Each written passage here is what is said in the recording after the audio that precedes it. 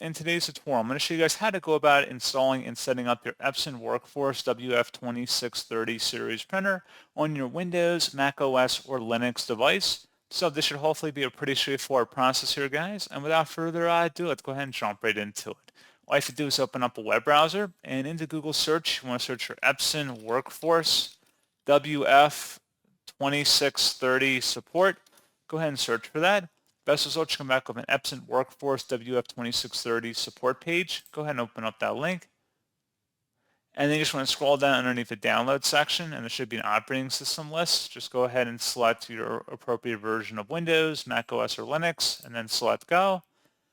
And then you just want to scroll down again and select the driver and utility combo package installer and the download button for that.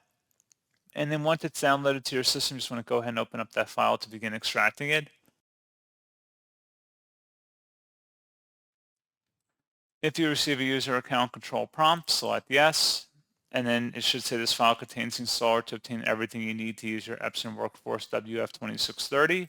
Select OK to begin installing that item or that package in here, and then just follow through the on-screen process of getting it configured for your device preferences, if you want to have a wired or wireless connection, any additional features or updates like a user guide you want to include with the package you can, and then just would select install, let it go through the process, and that's pretty much it. So as always, thank you for watching this brief tutorial. I do hope that I was able to help you out, and I do look forward to catching you all in the next tutorial. Goodbye.